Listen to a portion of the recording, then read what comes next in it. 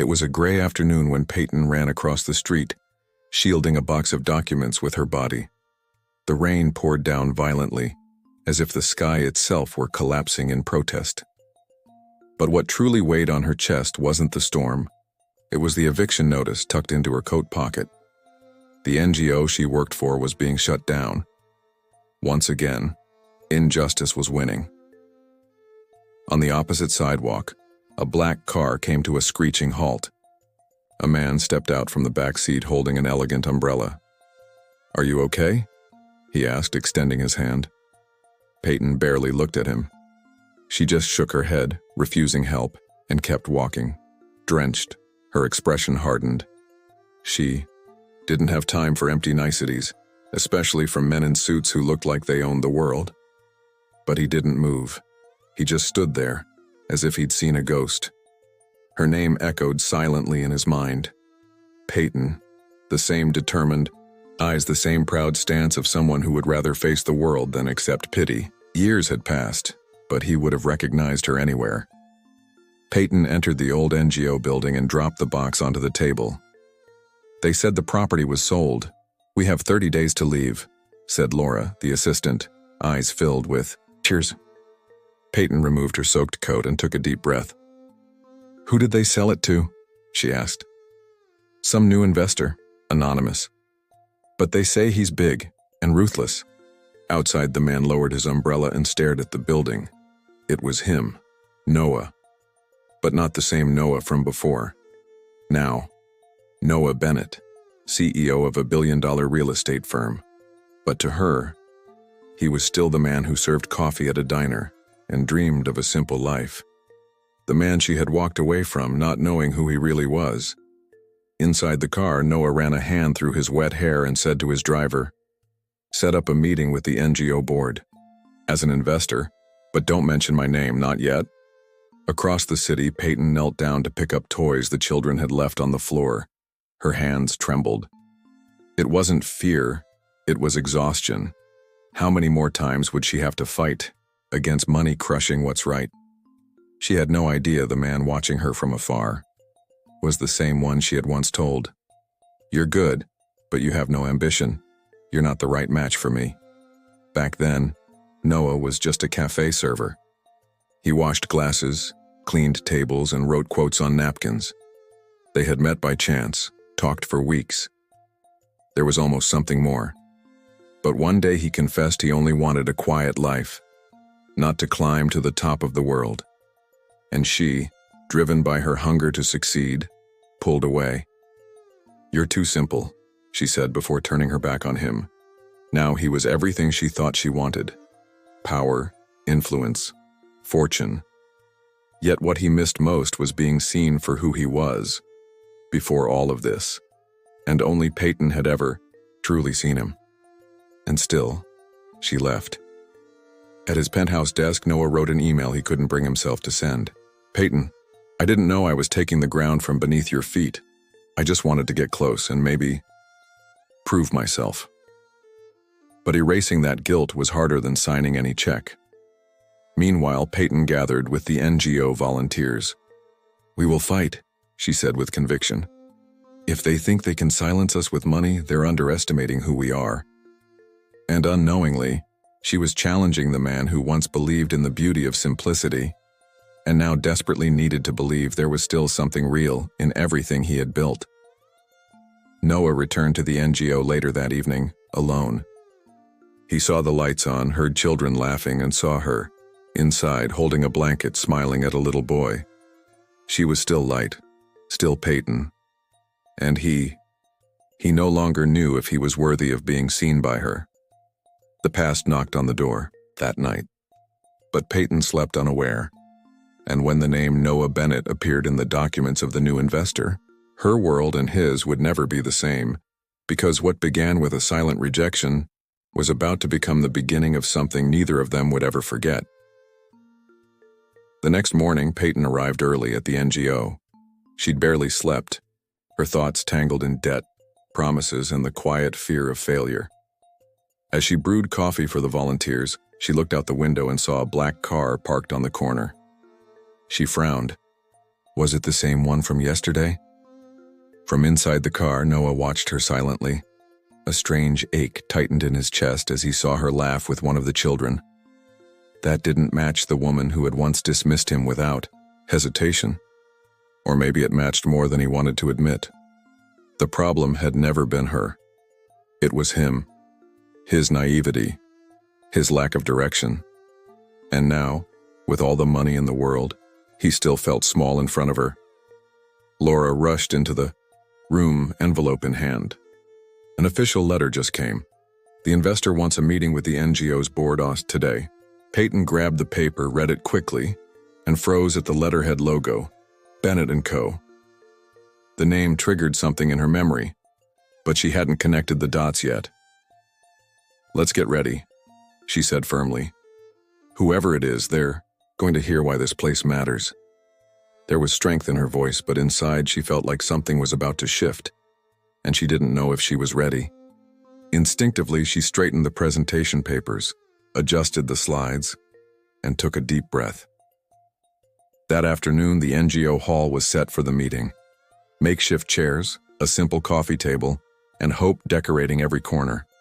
When the door opened, everyone turned to see the man in the suit walk in, tall, imposing, serious expression. Peyton stopped breathing for a second. It was him. The world seemed to move in slow motion. First, she saw the eyes. The same ones from years ago. His walk. That heavy silence. There was no doubt anymore. It was Noah. The same man she had met as a cafe waiter, now dressed like he owned the world.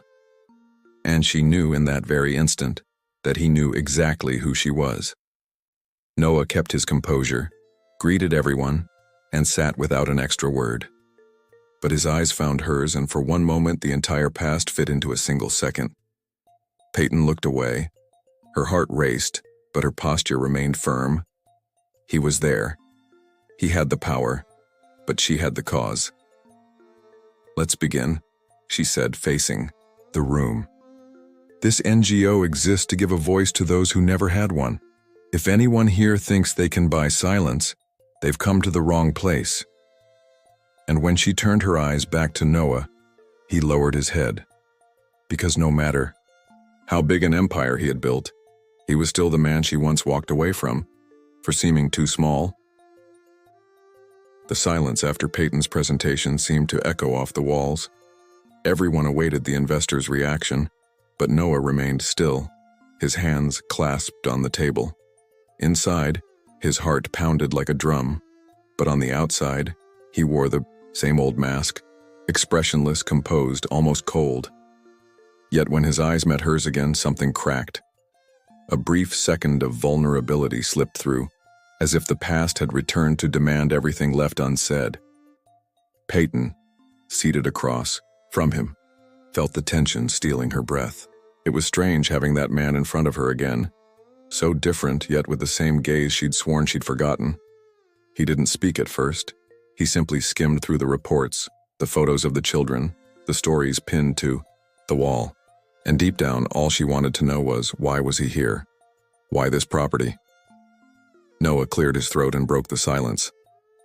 "I received this NGO file a week ago. I saw the impact of your work. I admit, I didn't expect it to be so real." He was trying to sound professional, but his voice wavered at the end. Peyton kept a calm expression, but her fingers gripped her notes tightly. "That doesn't explain why you want to demolish this place to build a parking lot." Her words came sharp, direct, like she wanted to wound him before he could wound her again. Noah hesitated. "That wasn't the original plan. When I bought the land, I didn't know who was behind the project." The slip was subtle, but Peyton caught it.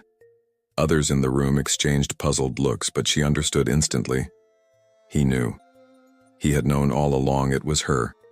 And still, he went through with it. "So why didn't you reach out?" she asked, her voice lower now, heavy with something between disappointment and disdain.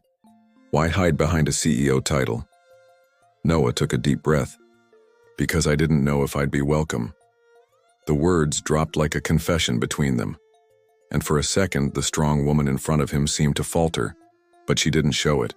She simply crossed her arms and leaned back in her chair, like someone used to men avoiding the truth. The meeting continued with overlapping voices, technical questions, financial figures. But the two of them were on a different frequency. Every phrase carried memories. Every glance said more than the printed documents. Noah tried to keep control, but seeing Peyton there, leading with such purpose, unraveled everything he thought he had overcome. Because she was the woman he met in the worst chapter of his life, and yet he had never been able to forget her. Flashbacks flooded his mind as she spoke about social impact. He remembered her sitting on a wooden bench at the diner laughing at something silly. He remembered the day she held his hand and said he was different, but then she simply walked away. He didn't hate her for it. He hated himself for not being enough back then. And now, not even with all his money, he knew if he was. Peyton noticed the subtle shift in his gaze, but didn't let her heart interfere. Not now. She was there to protect what she had built with so much sacrifice, even if it tore her apart inside, even if the reunion shattered her when she was alone. To others, she was strength, but to herself, she was just a woman trying not to make the same mistake again. When the meeting ended, Noah was the last to remain. The others left murmuring about a possible deal, media pressure, the money at stake. Peyton gathered the papers, with steady hands, avoiding any gesture that might show weakness. But he came closer, and his voice was softer now, as if time had rewound. You've changed, but you still talk the same. Like the world can be fixed. She stopped organizing the papers and slowly raised her eyes. Her heart raced, but her tone was firm. And you still show up the same way, when it's already too late. The words lingered in the air between them. He didn't reply, just nodded slightly, as if he knew he deserved it. Then, he turned and walked out through the glass door. And for the first time since becoming one of the most powerful men in the country, Noah wasn't sure he still knew how to win. That night, Peyton returned home in silence. Her apartment was small but cozy. Plants on the windowsill, old photos on the wall, books stacked on the couch. When she closed the door, she took off her shoes and leaned against the cold wood. Let herself slide to the floor and took a deep breath. Only then did she allow herself to feel what she had held back all day. The reunion, his eyes, the pain of reopening a scar she thought had healed. Meanwhile, Noah stood on the balcony of his Manhattan loft, staring at the city lights like a stage, too far away. On the table, a glass of wine sat untouched. His phone was silent. He could have anything, except what mattered most, because it wasn't money that stood between him and Peyton. It was the past, and the fact that, when she met him, he was real. And now, maybe he'd lost himself. In the following days, Peyton threw herself even deeper into her NGO work. She planned campaigns, called donors, scheduled community events. But something inside her remained restless. It wasn't just the threat of losing the building. It was Noah's lingering presence in her memory. He hadn't reached out again. No messages. But she felt him nearby, and that unsettled her more than she wanted to admit. On the third night, she received a mysterious envelope. No return address, just her name handwritten on the front. Inside was a short letter and an old photograph. It showed her and Noah in black and white laughing together at the diner counter. On the back, a line written in the same handwriting. She remembered, "Maybe I never stopped being simple, but you were the only reason I ever wanted to be more." She sat on the couch, clutching the photo to her chest. She didn't know if it was anger or longing that filled her. All she knew was the past wasn't as far away as she'd thought, and that no matter how hard she tried to move on, something still demanded answers. And maybe, just maybe, there was still room for something new, even if it meant opening again a heart that knew too well the ache of love. The next morning, she was determined to stay focused. She tucked the letter into a drawer and walked to the NGO, with firm steps. But when she arrived, she was surprised. A delivery truck was parked at the door, unloading paint, wood, plants. It was an anonymous donation, Laura said, smiling, puzzled, with instructions to renovate the front and the courtyard. No conditions, no contract, just help.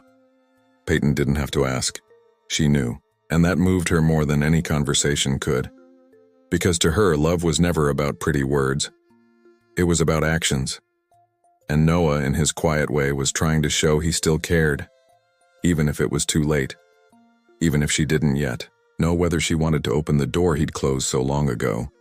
She spent the afternoon coordinating the renovation with the volunteers, trying to keep her mind on the present. But at night, as she looked at the new paint on the walls, she thought of him, and remembered the last thing he said years ago before disappearing. I just wanted someone to see who I am, even when I don't seem like anyone. And now, maybe, he just wanted to know if she could still see him that way. Noah, across the city, received the renovation photos with a faint smile. He didn't reply to the architect's message. He just sat there looking at his phone as if watching his soul being restored along with those walls. And he knew deep down that this story was far from over. Because where there are roots, there is always a chance to bloom again. The next morning, Peyton arrived at the NGO and found something that froze her in place for a few seconds. Flowers. A simple bouquet, wrapped in craft paper, sat on her desk. No card, no name. Just a small blue ribbon, the same color as the apron Noah used to wear when he served coffee at the diner years ago. The gesture was subtle, almost imperceptible, but it carried weight, and it stirred memories she had locked away long ago. Laura, noticing her expression, came closer. "Got a secret admirer?" she teased, trying to ease the tension that had been lingering for days. Peyton forced a smile. Probably one of the residents thanking us for the renovation. But deep down, she knew, and that certainty made her even more confused. Noah didn't say anything out loud, but every gesture of his seemed to echo louder than any declaration. Noah, at that same moment, sat in his boardroom surrounded by executives discussing million-dollar mergers. But his mind was far away. The image of Peyton holding the flowers, imagined vividly in his thoughts, consumed him. He wanted to go to her, to say he was there for her. But something held him back. Fear, guilt, maybe the feeling that he had already lost the right to be someone worthy of her love. That afternoon, Peyton coordinated the volunteers for a new donation campaign. But between phone calls, her mind drifted back to that afternoon in the diner. The way Noah used to listen so attentively, how he asked about her dreams, even when he didn't seem to have any of his own. She remembered their last conversation, the phrase she said so harshly, "You need to want more from life." And now, she wondered, had she been unfair? At the end of the day, while picking up the last posters, Peyton heard footsteps approaching. When she turned around, he was there. Noah stood in the doorway, his expression calm, eyes fixed on her. "Can I help with anything?" he asked. And the words sounded simple, but they held so much more. As if it were an offer to fix not just the present, but everything left unresolved. In the past? She nodded, trying to stay neutral. "You can hold these boxes." And so they worked together for a few minutes. In silence. Their hands brushed unintentionally.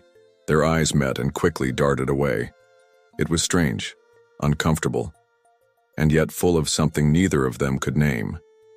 When they finished, they stood on the porch, watching the sunset paint the sky in soft orange hues. "I was here before," Noah said quietly, "long before I knew who you were in this place." Peyton turned slowly. "And who was I?" He looked at her. The woman who believed in something greater, even when no one else did. "You saw me, even when I was no one." She swallowed. Hard, because even after all these years, that phrase still hit the same spot, deep. "And still, I left," he continued, "because I thought I'd never be enough for what you deserved." Peyton crossed her arms like someone bracing for impact. "It wasn't about being enough, Noah, it was about direction. And you seemed stuck, while I only knew how to run." He gave a sad smile. I'm still running. Only now. Maybe. I'm running toward you. The words hung between them like a thread about to snap, or tie itself back together. Peyton took a deep breath, fighting the urge to get lost in that gaze. But she stood her ground. I don't know if I'm ready for this. He nodded respectfully. That's okay. I just needed to say it. And to thank you for seeing me, even when I didn't know who I was. That night, Peyton reread the letter and looked at the old photo once again. Time had changed everything, except for what his eyes still said. He was still the man who dreamed small and felt deeply. But now he carried lines on his face and shadows in his gaze. And she had changed too. The woman who once wanted more from life now knew that more wasn't measured in numbers, but in presence, in truth. Meanwhile, Noah walked, alone through the city streets, no security, no drivers, just him and the muffled sound of footsteps on wet pavement. He stopped in front of the diner where it all began. The place was closed, but the sign above the door remained the same. He pressed his hand to the glass and closed his eyes. Here, he had been just a man. No titles, no obligations, just himself. And for the first time in years, he missed being just that. The next day, the NGO received an unexpected invitation. Noah would be hosting a benefit dinner to raise funds and present an expansion project for the center. Peyton read the invitation several times before believing it. It was a generous offer, but it came from the man who now represented the biggest question mark in her life. Saying yes meant taking a risk, but saying no was a risk too. On the night of the event, Peyton arrived in a deep blue dress that stood out against her usual simplicity. The hall was decorated with soft lights and flowered tables. Noah, in a light gray suit, stood near the stage waiting for her. When he saw her, his posture changed. He straightened his shoulders, adjusted his tie, but his gaze remained the same, as if he were seeing her for the first time. Again. During the event, he gave a speech that surprised everyone. He didn't talk about profits or investments. He talked about memories, about the value of second chances, and about places that transform people. Some things don't fit into contracts, he said, like the power of being seen and seeing someone, even when the whole world looks away. And then he looked straight at her. Peyton felt the ground shift beneath her feet, because it wasn't just her who was hearing, it was the whole room. But the message was only for her. Noah wasn't apologizing with words, but with actions. And that speech was one of them. When the applause faded, he stepped down from the stage and walked toward her with steady steps. Care to dance? And he asked, offering his hand. She hesitated for a moment, looked around, at the attentive faces, the reporters, the curious eyes. But in the end, she looked at him, and she saw the same man as before. But with something more, with history, with pain, with effort. So she placed her hand in his. Just one song, she whispered, and he smiled like someone who knew one song could be the beginning of everything. As they danced, words faded into silence. Only their eyes spoke, and what they said was clear. There was still something there. Maybe fragile, maybe uncertain, but real, like a seed that survived the entire winter, waiting for the right moment to sprout. And that night, under soft lights and quiet music, the love once rejected showed its first signs of rebirth. As the song ended, the quiet applause around them faded into a distant backdrop. Peyton took a step back, her hand still in his. Noah's gaze was calm but carried a silent urgency, as if he knew this might be all he'd get. She gently let go of his hand without saying a word, just turned and walked back toward the CO main table, her heart racing and emotions on edge. He didn't follow. He simply watched, like someone who respects the time of a heart still learning to trust again. Later that night, alone at home, Peyton stared at her reflection in the mirror, eyes still damp. Everything in her screamed resistance, but deep down, something had begun to soften. She didn't know if it was forgiveness or longing, Or just the desire to believe again? She touched the simple necklace she wore, a gift from her mother, like someone drawing strength from their roots. Maybe love doesn't have to return the same way. Maybe it has to be born again with more truth and less urgency. But for that to happen, someone had to take the first step. And maybe she wasn't so far from it. Noah, across the city, was also in front of a mirror. His tie tossed on the chair, shirt half undone, and eyes tired. He smiled as he remembered the dance, not because of its beauty, but because of the silent chance it represented. He knew he couldn't rush anything, that now it was about presence, about consistency, about showing through actions what he'd never managed to say, in words. And for the first time in a long while, he was willing to wait. In the days that followed the dinner, Peyton tried to return to her routine as if nothing had changed. She coordinated the NGO's projects, replied to emails, attended meetings, but everything felt different. The world around her looked the same, but something inside had shifted. A crack had opened, like a window creaking in the wind. And no matter how much she tried to ignore it, Noah's name kept surfacing at the most unexpected moments.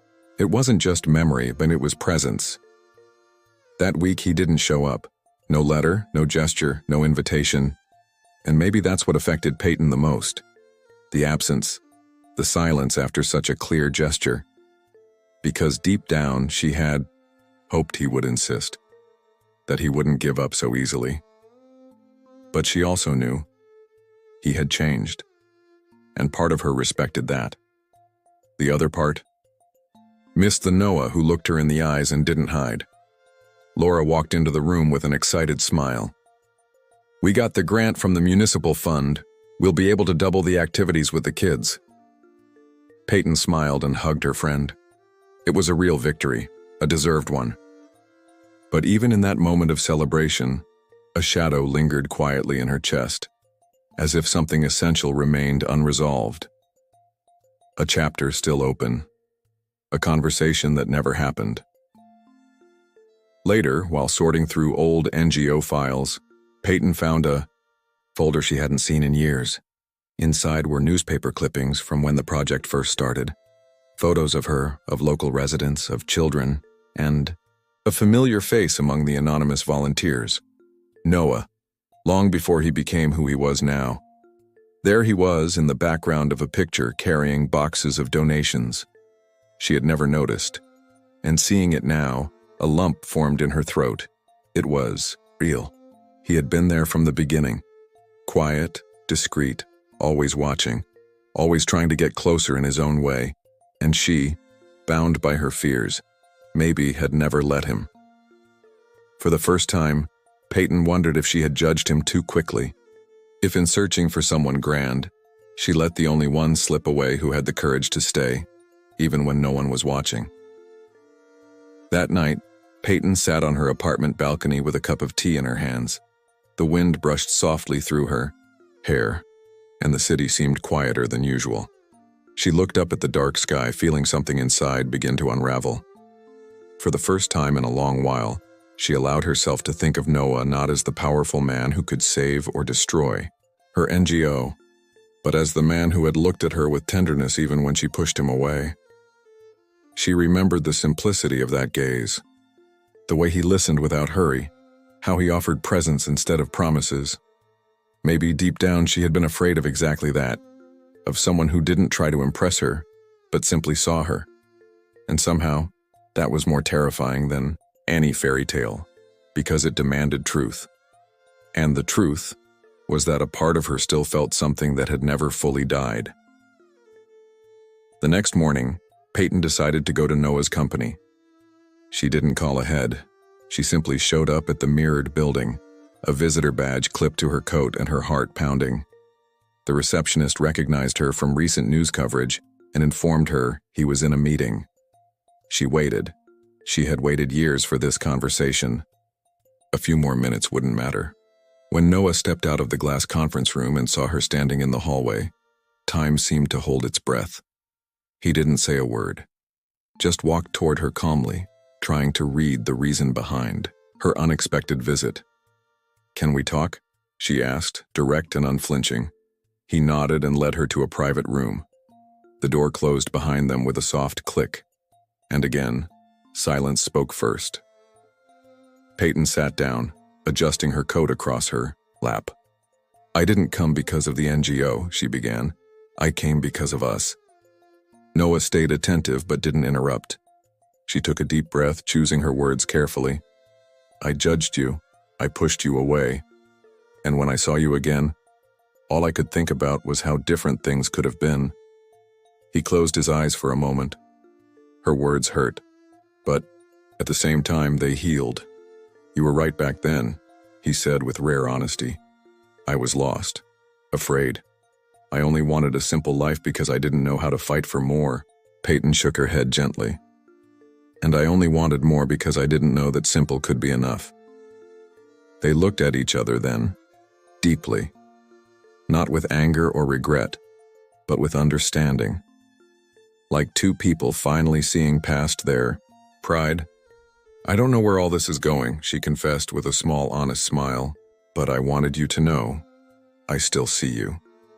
And in that moment, Noah's walls crumbled inside, because that was all he ever needed to hear, that there was still a place for him, not as a CEO, not as a billionaire, not as a public image. Just as a man, just someone who loved and still did. They left the building together. No touch, no plans, just the lightness of having let go of a heavy burden. On the sidewalk, they paused for a second. "Need a ride?" he asked with no hidden agenda. "I'd rather walk," she replied and smiled. "But thank you." Noah nodded, respecting her choice, and watched Peyton walk away with steady steps, just as she always had, always facing the world head-on. That night, Peyton returned home with a lighter heart. It wasn't exactly peace, but it was a beginning. She wrote in her notebook a phrase she hadn't used in a long time. "Sometimes loving means allowing someone to come close with all their imperfections." She closed the notebook and placed it in the drawer, not yet knowing what it meant for the future, but certain that for the first time in years the past was no longer a ghost. It was part of the journey. Meanwhile, Noah stood in his apartment, gazing over the city. For the first time, he turned off his phone and allowed himself to just be. No schedule, no appointments. He opened an old book, one Peyton had recommended years ago, and began to read. Each page seemed to awaken pieces of him that had been asleep, as if her presence stirred something that was never meant to be buried. That weekend, Peyton organized a community event in the town square, a gathering with workshops, games, and performances by the kids from the NGO. To her surprise, Noah showed up. He wore jeans and a plain t-shirt, no security, no formalities. He pitched in, helped set up tents, laughed with the children. People were unsure at first, but soon realized he was fully present. Peyton watched from a distance, sitting on the gazebo steps with a cup of juice in hand. Seeing Noah in that setting, integrated, truly laughing, stirred her heart. Because that was the man she had met, and also the man he had chosen to become. A blend of past and present. Someone who no longer needed to prove anything. Just to be. At the end of the event, as they packed up the last materials, he came over. "We've got a great team," he said, arms crossed, t-shirt damp with sweat. Peyton smiled. "Yeah, and you really nailed the painting booth." He laughed. "I had a very demanding supervisor." She raised an eyebrow, teasing. "Not always as demanding as I should have been." They laughed together. A light, shared laugh, free of weight. Then they stood in silence, watching the lights dim. That's when Noah said, without looking at her, "There's something I want to ask." Peyton turned slowly, curious. "What is it?" He took a deep breath. "Not now, but one day when you're ready, let me walk beside you." And for the first time, she didn't look away. She simply replied, "One step at a time. But yes, maybe." In that moment, the sky darkened completely, but no shadows lingered between them. They walked together to the edge of the park in silence. There were no promises, No rushed kisses. Just a beginning. And for hearts that had once been broken, that was more than enough. The days that followed were calm, or at least they seemed that way. Peyton remained immersed in the NGO's work, but something in her had shifted. It was like walking a familiar road with a new pair of shoes. The steps were the same, but the feeling was different. There was more softness in her routine, more comfortable silence between the noise of the day. Noah didn't show up every day, but when he did, he came without rush, without urgency. He just came. On the first Tuesday of October, he arrived, carrying 2 boxes of books for the NGO's new reading space. He wore simple clothes, his hair was messy, and there was a shy smile on his lips. "I found this collection in a second-hand bookstore and thought of you," he said, as if it were the most natural thing in the world. Peyton nodded in thanks, but she stared at the titles for a few seconds. Every book was about new beginnings. It was intentional, and it touched her more than she wanted to admit. On Wednesdays, Noah came with donations. On Fridays, he brought time. Sometimes he sat on the floor with the children to color or solve puzzles. Other times he carried wood or fixed something. He never said he was helping, he just did. And little by little, Peyton realized he wasn't there to impress. He was there to stay. And after everything, that was what moved her the most. One afternoon, while organizing paperwork in the office, the two were caught alone when a storm rolled in. The lights flickered, and for a moment, everything went quiet. "Seems like the universe loves setting the scene," Peyton said, not looking at him. Noah chuckled softly. "I think the universe just wants us to stop running." She looked at him serious. "I'm not running. I'm just trying to walk slowly." And he replied, "That's okay. I'm walking beside you." The words, simple and calm, hit Peyton like a warm breeze. Because he wasn't demanding anything, he didn't pressure, didn't dramatize.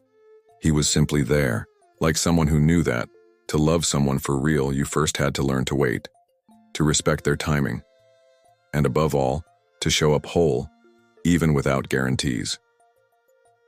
On sunny Sundays, they began having coffee together in the NGO's back garden. They sat on makeshift wooden benches, surrounded by potted plants and children's drawings taped to the walls. They spoke little, but there was peace in that shared silence. Sometimes he brought cheese bread. Other times she brewed tea. Small gestures replaced the words they still didn't know how to say. One day, Noah brought an old box filled with memories from his time at the diner. Stained uniforms, a notebook, a few notes Peyton had once left as a customer, unknowingly. "I've kept this for a long time," he said, handing her the box. Peyton opened it carefully, like someone opening a time capsule, and when she read the scribbled notes in her own rushed handwriting, she smiled. "You always listened even without saying anything. Maybe that's why I started loving you," he said softly, almost a whisper. Peyton held the notebook to her chest, heart tightening. There were still parts of her that resisted believing in all this. But the walls were thinner now, and the world inside no longer felt so dark. It was as if finally, a little light had begun to enter. That night she went home with the box in her lap. She sat on the couch and took each item out, one by one. Every note, every scrap of paper was like a bridge between who she had been and who she was now. She realized maybe the mistake wasn't in having pushed him away years ago, but in believing he would never come back. And here he was, again, different, more whole, ready. Autumn arrived with golden leaves and a chill in the morning air. The NGO began preparing for the year-end festival, a tradition that brought together residents, volunteers, and partners to celebrate their achievements. As always, Peyton oversaw every detail. But this time, something was different. She accepted help, and Noah was by her side, building structures, planning activities, drawing with the kids. During one of the children's choir rehearsals, Peyton became emotional as they sang "Somewhere Only We Know." Noah watched her from a distance, and for a moment his eyes burned, because he knew this was her place. And now, it was his place too. not because he had earned it, but because he was welcomed. One step at a time. One constant presence. One gesture at a time. After the rehearsal, they sat on the steps outside. The sun was setting behind them, painting the sky in soft orange hues. Noah looked at her and said without pretense, "You know what makes me stay?" Peyton turned to him, curious. "You.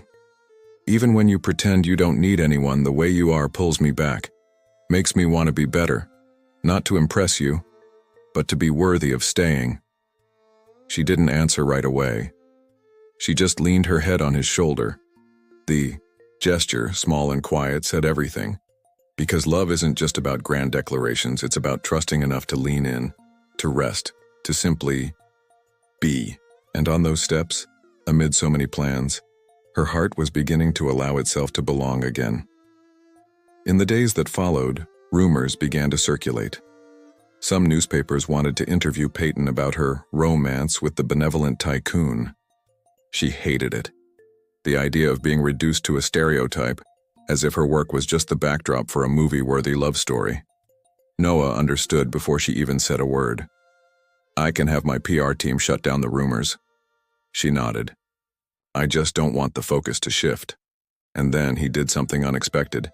He anonymously donated enough money to keep the NGO running for another 2 years. No press release, no spotlight. When she found out, she stood in front of the document for several minutes. She didn't know whether to laugh or cry. It was more than generosity. It was a choice. A silent vote of trust in what she was doing, in what they were building. The next afternoon, she found him in the garden cleaning flower pots with the kids. She approached slowly and asked, "Why didn't you want anyone to know about the donation?"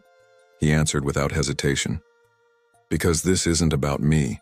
It's about you, and about not turning what we have into a headline." She smiled, and in that smile, there was gratitude. But also something more, something still, taking shape. They remained side by side even as the world tried to label them, push them, force definitions. They weren't a couple, not yet. But they were no longer strangers either. They were two worlds learning to walk together, even with scars. And that was rare. It was real. It was something no headline could capture. At the end of the month, Peyton wrote a quote on the NGO's bulletin board for the volunteers. "The strongest things are the ones built in silence, day by day." And when Noah walked by and read it, he just smiled. Because he knew that quote was for everyone. But deep down, it was also for him. That same night, after another long day filled with small, everyday miracles, Peyton returned home and found a letter under her door. The envelope was plain, without a sender. When she opened it, she recognized the handwriting instantly. "Noah." The words were few, but deep. "You taught me that love isn't grand. It's constant. If one day I have the privilege of walking by your side for real, I want it to be because you chose me, knowing exactly who I am, and still stayed." She closed her eyes, pressing the letter to her chest. A good silence filled the room. Meanwhile, Noah walked the neighborhood streets, hands in his pockets, his gaze peaceful. He wasn't waiting for an immediate answer or any sign at all. He just wanted her to know that this time he wouldn't disappear, that there were no more games, no more masks. Time had shaped him, and now the love he felt was made of presence, not promises. And even without knowing what the future held, he felt at peace, finally whole. In the early morning hours, Peyton got up to drink some water and passed by the photo wall in her living room. There were old pictures from the NGO, children, events, milestones. But among them, one empty space stood out. Without thinking twice, she grabbed the most recent photo of her and Noah, taken by accident during the festival setup, and pinned it there. It wasn't yet a symbol of love fully declared. It was simply a record of two paths that had crossed again. And sometimes, that's all the heart needs to begin again. November began with colder winds and a flurry of activity at the NGO. The children were rehearsing plays, the volunteers were organizing the year-end fair, and Peyton seemed more alive than ever. But something in her was also more vulnerable, as if her reunion with Noah had left small openings through which memories, fears, and desires slipped in, no longer fully contained. Still, she didn't retreat. She remained steady, only now, more human. Noah visited the NGO less frequently, now, but when he did, it was more meaningful. Each time he came, he brought something tangible, a box of new pencils, a roof repaired, a quiet conversation with a teen in crisis. And Peyton noticed, he wasn't trying to prove anything. He simply stayed. No grand gestures, no cinematic scenes. Just presence. And that disarmed her more than any declaration.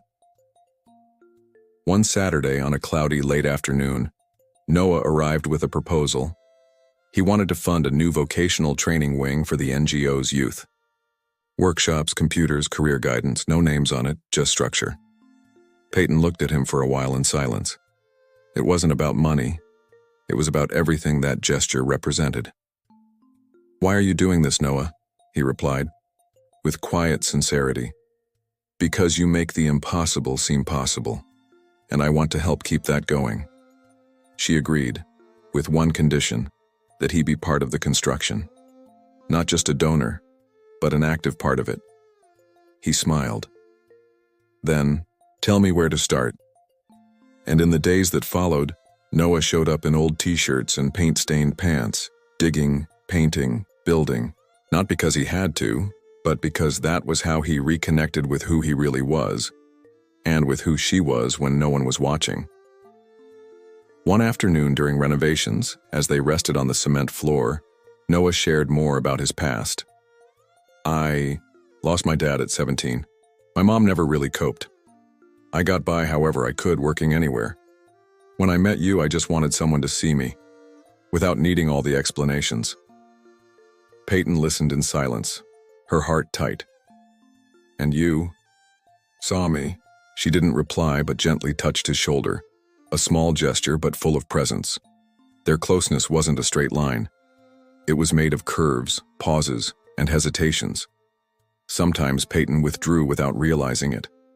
Other times, Noah went quiet, afraid of crossing boundaries, but still something was growing between them.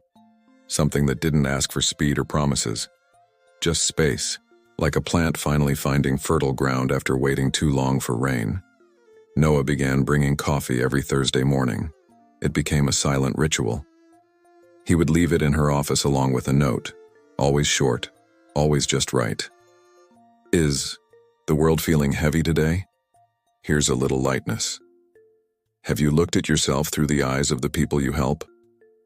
Hot coffee, like the way you change everything." Peyton would read them and smile. She never replied, but on certain days, she'd tuck the notes into her drawer more lovingly than she cared to admit. One afternoon, while speaking with a teenage girl at the NGO who was struggling with family issues, Peyton caught herself quoting something Noah had told her years ago. "Sometimes we don't need to have everything figured out. We just need someone who stays." Hearing those words from her own mouth, something clicked inside her. Maybe she was closer than she thought. More ready. Less afraid. The following week, Peyton learned that Noah had turned down a multi-million-dollar expansion deal in another state. "Because I don't want to be anywhere else right now," he explained casually. But she understood the meaning behind that choice. He was here, and he wanted to stay. And although she still didn't know what to do with all of it, part of her felt safe in that constancy. On the day the new wing was inaugurated, Noah arrived early, sleeves rolled up, a quiet smile on his face. He was visibly moved watching the teens walk in, testing the computers, looking toward the future with hope. Peyton watched him from afar for a few minutes before approaching. "You made this happen," she said. "No," he replied. "You taught me to want to be part of this." When the photographers arrived to cover the event, Noah slipped quietly to the back. He didn't want exposure. He wanted impact. And Peyton saw that in him, a man whose silence held more strength than most speeches she'd heard in her life. It was as if he had chosen to love through actions, and she was finally learning to see those actions for what they were. At the end of the afternoon, everyone gathered in the courtyard for a collective thank you. Peyton was invited to speak. She took the mic, looked out at the crowd, then at Noah, standing quietly in the back. Time teaches us that the ones who stay without making noise are often the ones who transform the most. And today, this celebration is also about that. About those who arrive, stay, and choose to add. Noah lowered his gaze, moved, and, when he looked up again, he met her eyes, full of gratitude. After the speech, as the courtyard emptied out, the two of them lingered. Noah walked up slowly. "Peyton, there's something I need to ask." She felt her heart quicken. "I'm listening." He paused, searching for the right words. "Do you think there's a version of the future where we're in us again, but better, more whole?" She didn't respond right away. She ran her fingers along the edge of the table, thoughtful. "I think that version begins when we stop running from what we feel." Then she looked him in the eye. "And I'm tired of running." He nodded slowly, understanding every word, but he didn't step closer, didn't try to kiss her. He simply smiled, like someone who knew that was the most important answer of all. That night, as they walked together down the sidewalk, neither of them said they were together. But they didn't say they weren't either. It was a new space, still unnamed but full of meaning, and maybe true love was exactly that. Walking beside someone who doesn't try to mold you, just walks with you. The next day, Peyton found a new note on her desk. "If I could go back in time, I'd choose to be simple again, just to meet you all over." She slipped the paper into her pocket without a word, but in the smile that escaped in silence there was a certainty. What they had now was more real than any perfect beginning. That night, after finding the note, Peyton sat in silence for a long time. Sitting on the couch, holding the paper between her fingers, she felt something warm inside. The phrase was simple, but it said everything. He didn't want to go back in time to change what they had. He just wanted to relive what was true. And that undid her, because for years, she had pretended not to miss what they had, as if ignoring it would erase it.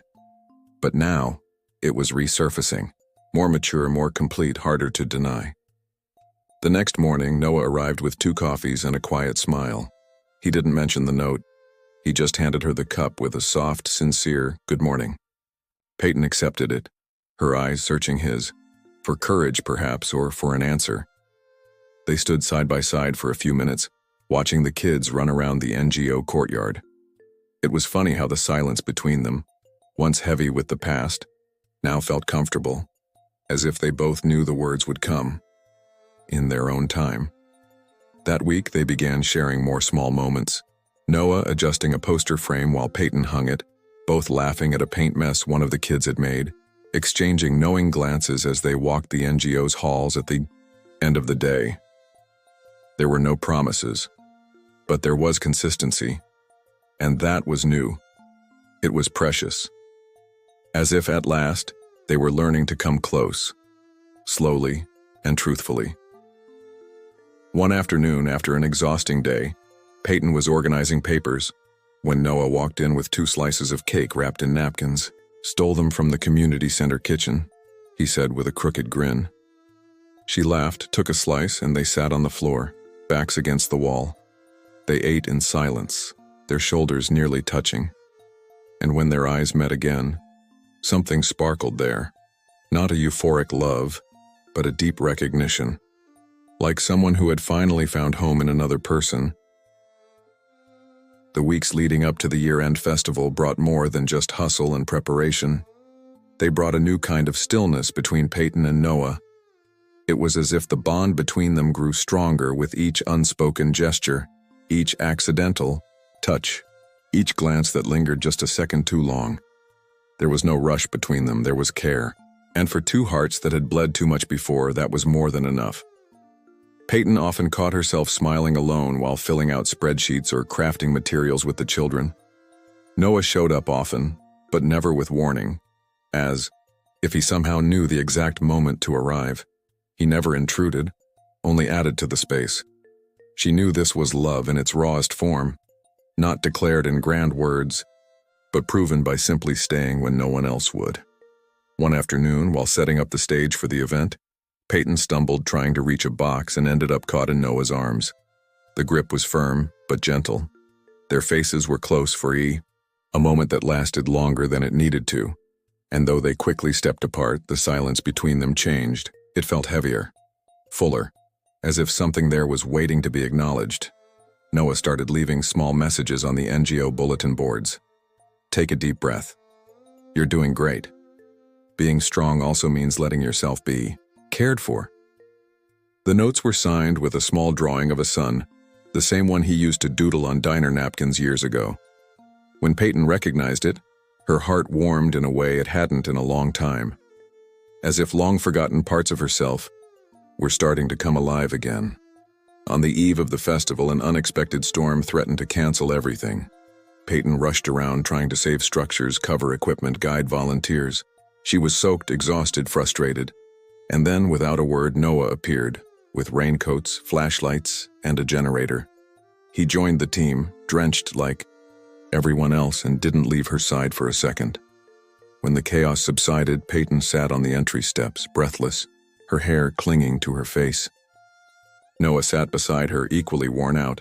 She looked at him and whispered, "Why are you still here?" He looked back at her, steady. "Because now I understand the value of staying.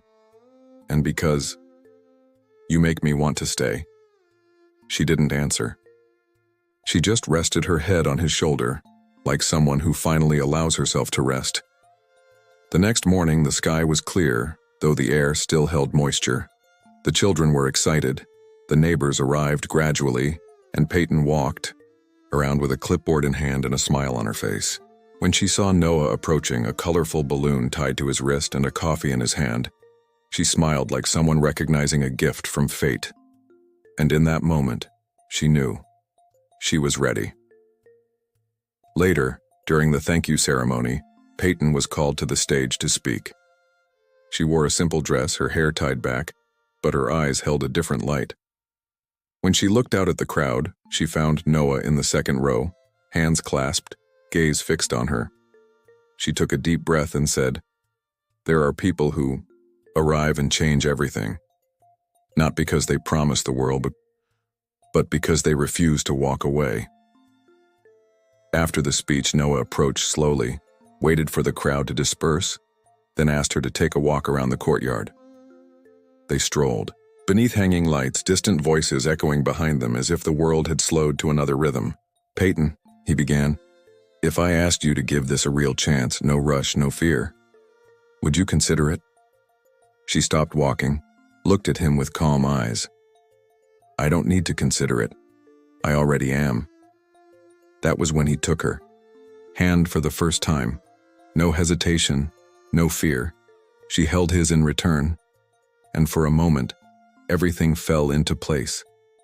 There was no fanfare, no fairy tale promise, just two hearts that had forgiven, matured, and found a new way to love. A way that was more honest, more human, more possible. That night, after the last song and the final thanks, Peyton and Noah sat on the NGO's front porch steps. The lights were off, the courtyard empty. Only the distant sounds of the city remained, and the warmth of two intertwined hands. "Do you ever think we had to get lost first, to really find each other?" she asked. He smiled. "I have. But now I finally understand." Peyton leaned her head on his shoulder. "Sometimes I wonder, would I have chosen you back then, if I had known who you'd become?" Noah looked at her with tenderness. "And I wonder, would I have become who I am if you hadn't told me I was too simple?"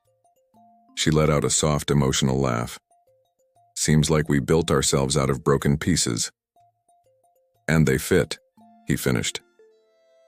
In the days that followed, news of the festival's success spread through the local papers. But what no one knew was the silent revolution happening between Peyton and Noah. They didn't make announcements. didn't change relationship statuses. They kept working side by side, sharing coffees, walking home late. But there was something, in their glances, in the silences, that people began to notice. This was real.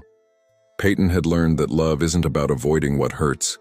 It's about choosing someone who stays, even when it does.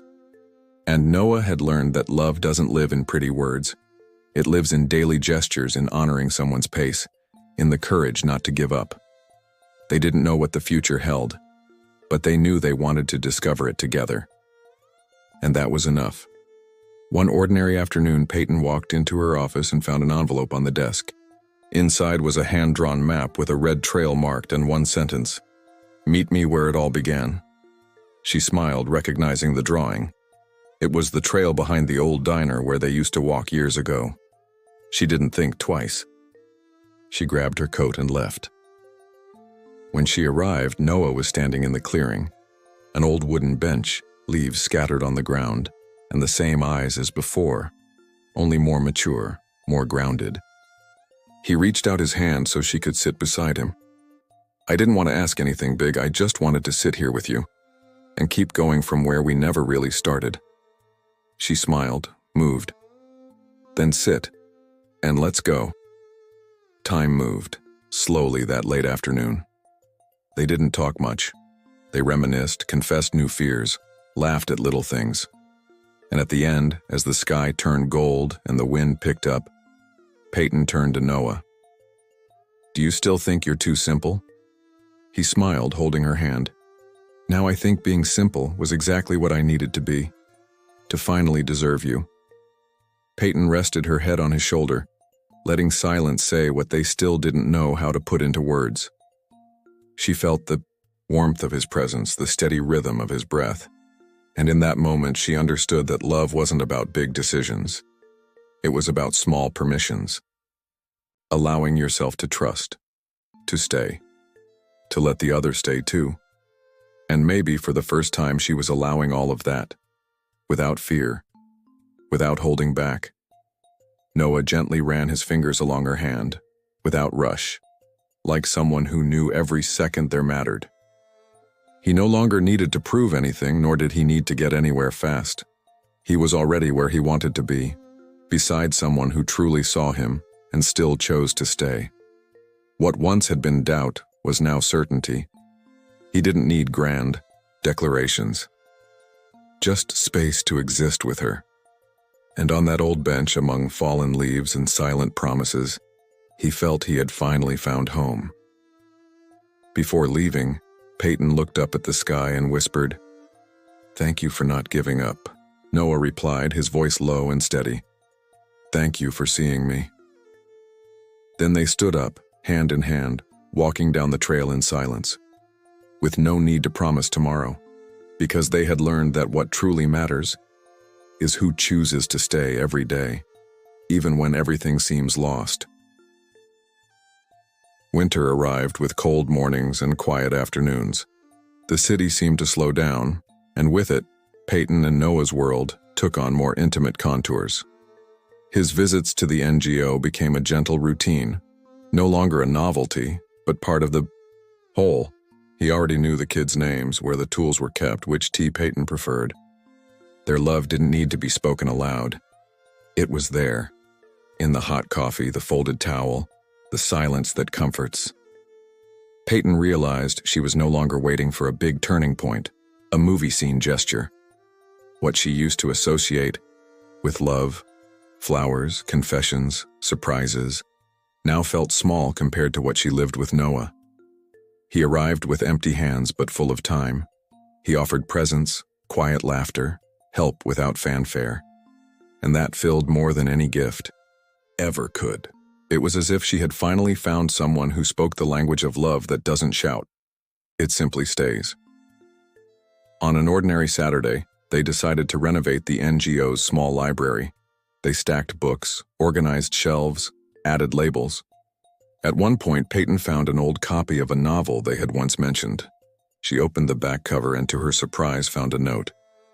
"If one day you come back here, I hope I've learned how to stay."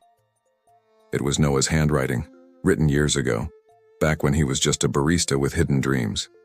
She looked at him, eyes brimming, and he, unaware of what she had read, gave a half smile. "What is it?" She walked over and simply showed him the page. He recognized it instantly. "I think I already knew deep down that I'd come back for you." There was no kiss, no dramatic moment, just a long, deep embrace, the kind that heals more than words ever could. And in that moment, Peyton felt something within her finally come to rest. That same night, Noah invited her to walk through the city's glowing streets. It was nearly Christmas, and the lights strung between lampposts looked like stars hanging low. They passed shop windows, laughing children, hurried couples. But they walked slowly, hands intertwined, steps steady. When they reached the small square where everything had started years before, he stopped. "I wanted to show you something." In the center of the square stood a new tree, still small but strong. Around it, a plaque read, "To plant is to believe something can grow, even after winter." Peyton ran her fingers across the phrase and looked at Noah. "Was this you?" He nodded. "I planted it the day you left, that first time. I didn't know if I'd ever come back, but I wanted to leave something that would grow, even without me." She knelt in front of the tree and smiled. "It's growing," she said, and he replied, "Like us." They stayed there for a while, feeling the cold on their faces and the warmth between their fingers. It was simple, profound, just right. Nothing else needed to be said. Because sometimes when two hearts finally meet at the right time, silence is enough. In the weeks that followed, their relationship took clearer shape. They remained discreet, but now held hands, exchanged sweet messages, made small plans. A dinner here, a visit to a bookstore there. Noah wanted to know her favorite places. Peyton wanted to learn about his childhood. It felt like rediscovery, only now with maturity, with care. Peyton started sleeping better. She woke lighter, even on hard days. Noah changed too. He was less tense, more present. They were still full of flaws, of doubts, but they didn't hide. And that made all the difference. Because when love is chosen daily, even through imperfection, it becomes a home. On the first morning of the new year, Peyton woke to find an envelope under her door. It was from Noah. Inside, just one sentence. "Today, I don't wish for you to love me. I wish for you to keep allowing me to stay." And she cried, because that was it. He didn't demand her. He didn't expect. He simply stayed. And she, finally, felt she could allow it, without fear of being swallowed whole. When school resumed at the NGO, the kids called Peyton into the dining hall. She arrived to find a mural with photos of her through the years, surrounded by small hands, smiles, and hugs. In the center, a new photo, her and Noah sitting on the floor laughing, surrounded by boxes of books. A note beside it read, "This is the kind of love that builds." And she knew, the story that once felt full of doubts, now stood on solid ground. Noah began writing a book, not about them, but about the experience of relearning how to live with presence. He wrote at night, without urgency. Peyton would sometimes edit his drafts with thoughtful eyes.